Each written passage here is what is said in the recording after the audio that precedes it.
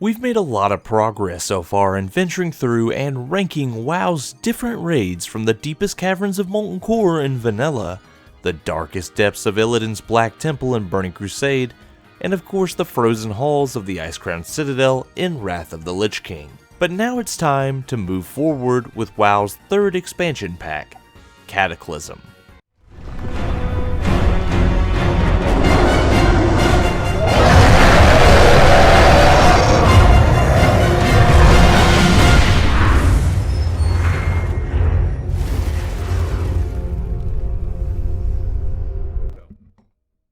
Cataclysm is a weird expansion in a lot of ways, featuring a lot of changes to the formula Blizzard had already established, some of which weren't so well received, and its raiding scene is easily a part of this, featuring issues like cuts, difficulty shifts.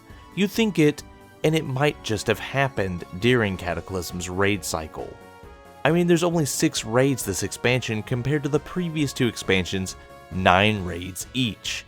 That's a 3 raid loss, which can be felt throughout the expansion, minus its starting tier, which in my opinion feels truly complete compared to the rest. I will admit the reduced raid count plus the strange shifts in quality do make my job a little easier, though it doesn't make me happy to say so. And while I have my own problems with Cataclysm, I'm going to try my hardest to be straightforward here while still giving an honest opinion.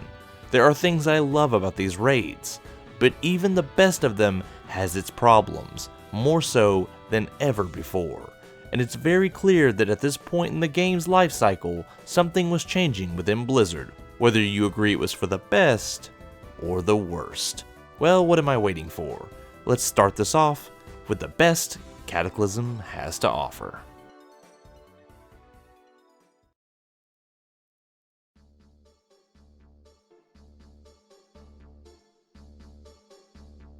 Choosing which raid to start my ranking off with as the best raid was a pretty big no-brainer when talking about Cataclysm. As I'm sure a lot of people would strongly agree, it had to be the 12th rating tier, Firelands, the elemental plane of fire, housing the powerful Lord of Flame, Ragnaros, and his giant elemental horde.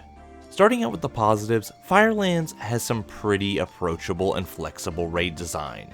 Flexible raid design, you hear that, Blizzard? We like open raids. Open raids are nice. Don't stop making them. FL has a very open-ended approach to its first several bosses, allowing players to clear trash and tackle the bosses mostly in any order they like, minus the final 2. This raid design is a breath of fresh air compared to a lot of what came before it, even in previous expansions. And considering this raid is a big throwback to Molten Core, it's honestly not surprising they went this route. Though honestly, I find its design to be way better than MC's ever was. Though considering Molten Core was made really quickly, it's not that surprising. Outside of the raid's layout, its boss design is also extremely well done and has a very nice volume of variety in the types of encounters you'll be facing. And honestly, Blizzard really experimented a lot at this point with how to make new types of boss fights feel really memorable. Rylith is easily one of the weirdest and most fun fights I've ever done. When he works right. I mean, getting to actually control how the boss moves is surprisingly fun. Getting to fly around in the Elisrazor encounter is also a huge highlight for most DPS players, and the Major Domo encounter is still one of my all-time favorite WoW encounters. Once again, much like Rylith, giving the player control over how the boss is executed. Of course, I can't forget to mention Ragnaros and his amazing final encounter, which puts the OG to shame in every single way in my opinion. Especially the heroic version, where he just straight up has fire legs and just starts running after your main tank ready to beat your face in. Overall, it does seem pretty great, but Firelands is far from perfect. It's a rather short raid considering its mid-tier raid status, only sporting 7 bosses, which is pretty shallow when compared to Ulduar from Wrath, which had 14 bosses, or Karazhan from BC that had 11, not counting the Animal Room bosses. It just felt lacking, and of course a lot of this had to do with Blizzard cancelling Firelands' partner raid Abyssal Maw. But while this explains the issue, it doesn't fix it. Firelands is still short, and while the large trash mob collection does pad it out a little bit, this isn't what I would call exciting padding. The trash here is excessive and more of a nuisance most of the time than to the dungeon's benefit, lacking that charm and nuance of other dungeons trash that came before it. Also, while I think Firelands does look good aesthetically, much more than Molten Core before it, its constant bright orange color scheme and fire everywhere is just kinda tiring to look at most of the time. But honestly, the biggest offender for me is that, well, Firelands is just too easy. Even on heroic progression, 5 out of 7 bosses was super easy to kill for most guilds, with only Bethelak and Ragnaros really being truly challenging for most cores. This is a common complaint I recall hearing from that time period a lot. I think if Blizzard had just taken a bit more time to add a bit more content, and maybe balance it a bit better, Firelands would have been possibly one of WoW's greatest raids. But even with those negatives, it's still a solid raiding experience that I enjoy revisiting, and easily Cataclysm's greatest raid.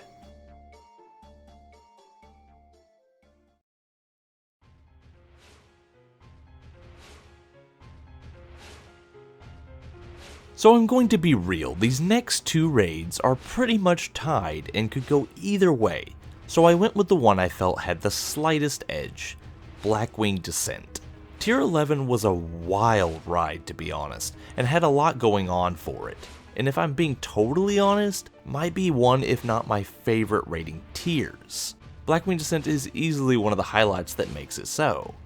From the surface, BWD looks just like a basic BWL clone, and much like Firelands, it's very clearly inspired by its big brother raid, but unlike BWL, Blackwing Descent starts out linear before opening up for its second half, and more so offers a lot more replayability than Nefarian's original outing back in vanilla.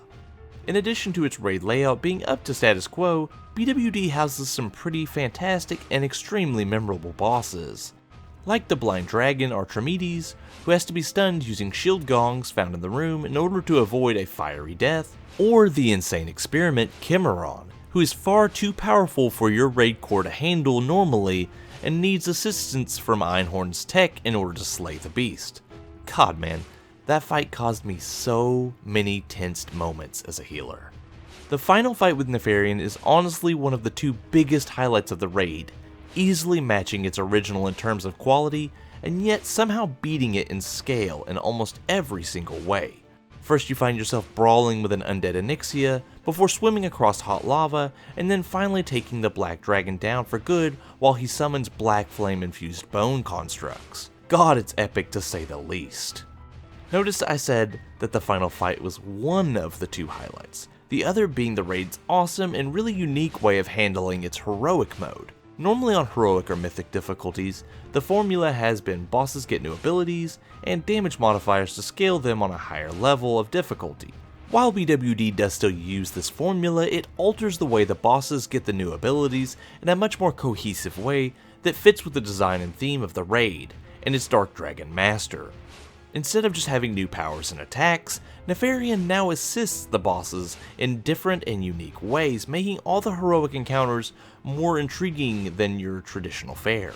I love this spin on difficulty upscaling, and it's honestly why I put it in my second highest spot on the list, as it just edges out the competition thanks to this new concept, and honestly it saddens me Blizzard hasn't tried this again in later raids. That all being said, BWD isn't perfect. While it does give you options on boss selection after the first 2 bosses, this is only a minor branching path section with very little in the way of unique or fun trash, minus the cool dwarf ghosts, meaning you jump from one boss to the next in no time, making the dungeon overall feel pretty small. Speaking of bosses, while they are all pretty unique and fun, there are only 6 bosses total.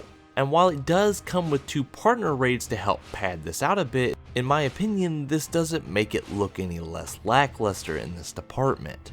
Much like Firelands and really a lot of the raids on this list, Blizzard also wasn't super creative in the design side of BWD either, really breathing in that Blackrock Mountain design, and while that makes sense aesthetically, it doesn't help to motivate my brain not to get bored of the constant red and black color scheme this dungeon is forcing me to choke down.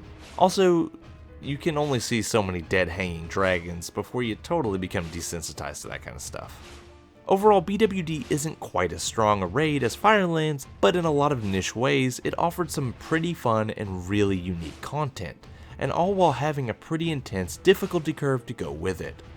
Nefarian was no joke back in the day, even on normal, but when you brought him down, it felt so right.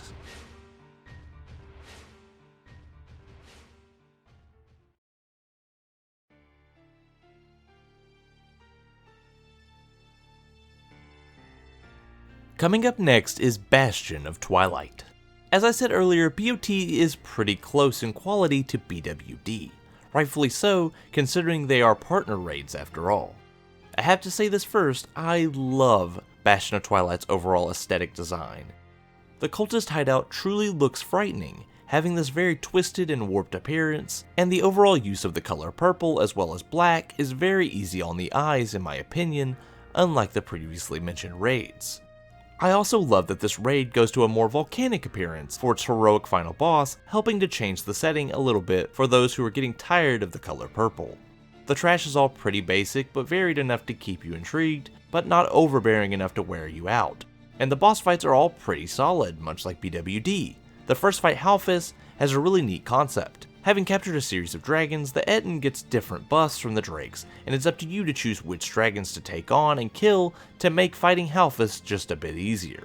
That kind of choose your own fate thing really feels good, and it's quite common in most of Kata's raids. The Elemental Council fight is also a big favorite of mine, and I love its use of elementals to combat other elementals mechanic. The fight against Jogal, however, is the biggest highlight for me, as he's one of my all-time favorite WoW lore characters, and they nailed him pretty well here.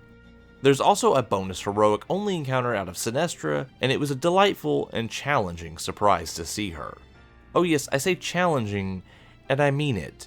BOT, much like BWD, wasn't easy and had a steep difficulty curve, but one that felt rewarding when you finally succeeded. Honestly, the complaints I have for this raid kind of fall right in line with BWD as well. It's extremely linear, more so than Blackwing was, and overall very short, housing even less bosses than BWD, while also lacking the neat heroic mechanic that raid had. Aside from that though, Bastion of Twilight is a splendid little experience that doesn't overstay its welcome, and I feel right saying it's the third best raid in Cataclysm.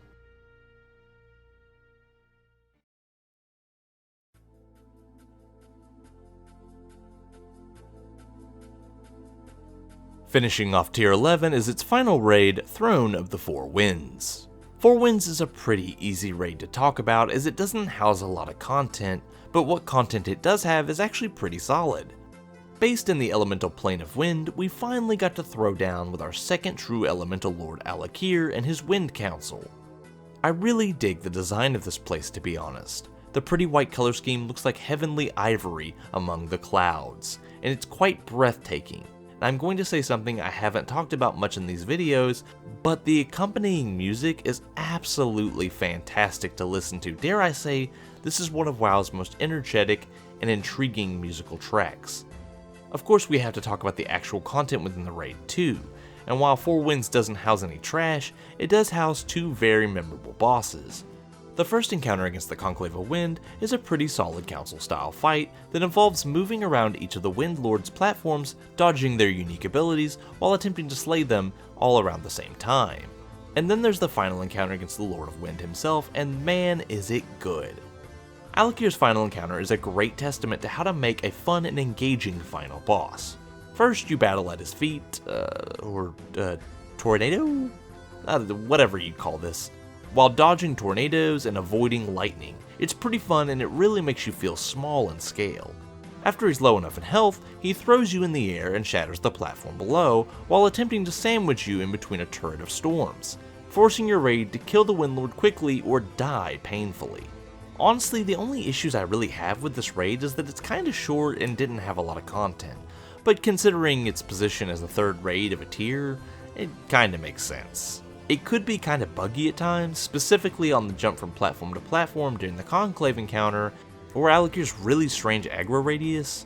At one point we had a guy drop a bonfire for cooking, and just straight aggro the boss, wiping us. It was really weird and I don't know what else to say about it.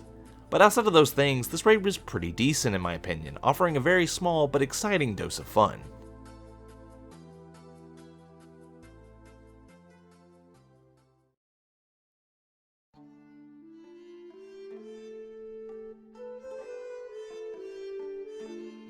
Breaking free of tier 11, I said breaking free, and the next raid is a prison complex.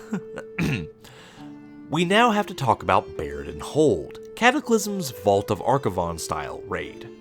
A giant prison on the Isle of Tol Barad holding captive some very powerful demons, it acted as a reward for winning the World PvP Battleground of Tol Barad, much like VOA did for Wintergrass back in Wrath. Overall design-wise, I really dig what Baradin Hold is dishing out. It may not be as pretty as VOA, but that's clearly not what they were going for, and I just really like the whole destroyed prison setting. It kind of creates this very unsettling vibe. The trash is all pretty decent at best, but one thing I liked is that unlike VOA, the previous trash was replaced with the new boss's themed trash upon every new release, kind of updating the dungeon in a new way. The bosses are pretty simple on paper, really only having one or two major mechanics, most of which are pretty easy to avoid or handle. But considering what kind of content this is, it's not surprising it would be overly simple either. Really, I don't have a lot else to say about it. It's not as clever or well crafted as what came before it on this list, but I would hardly call it offensive. And while I don't think it's quite as good as its older sibling raid Vault of Archivon, I do still think, nonetheless, it served its purpose well.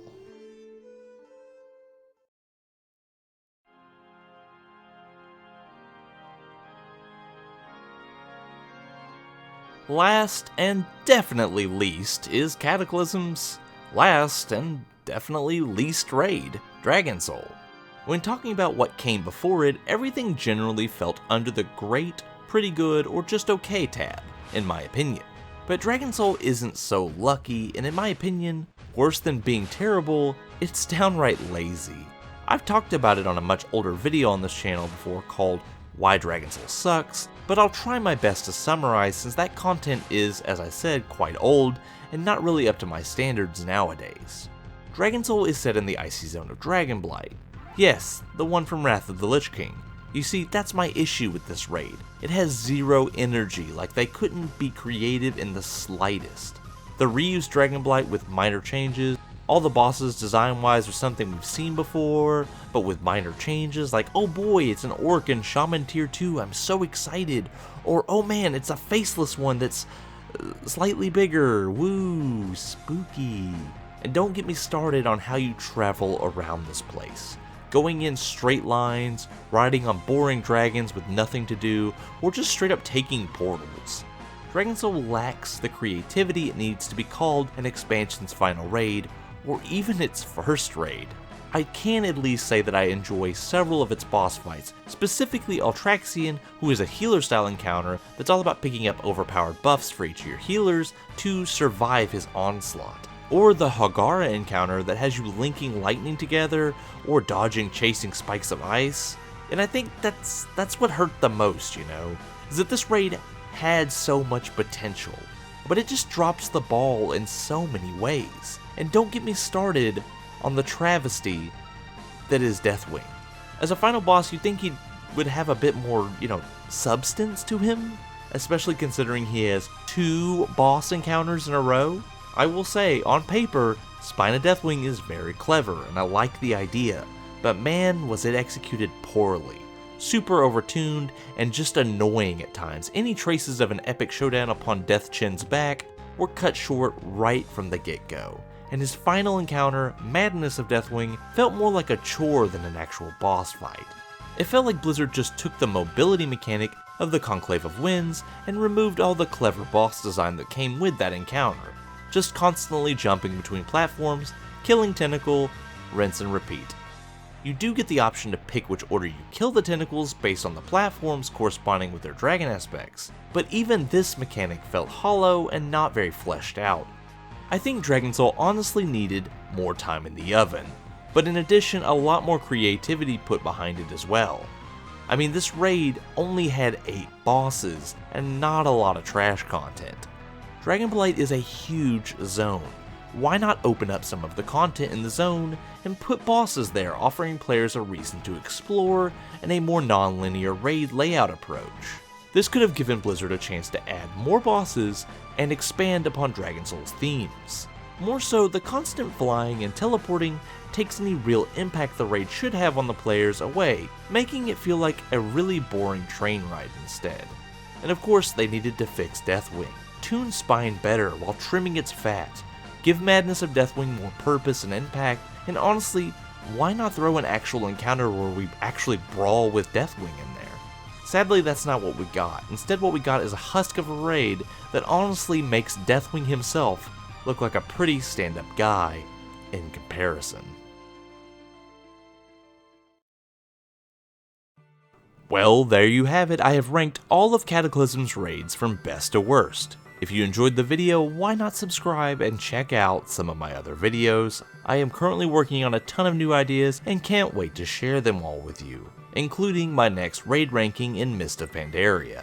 Thanks again as always for watching my videos, and make sure you comment how you would have ranked Cataclysm's raids.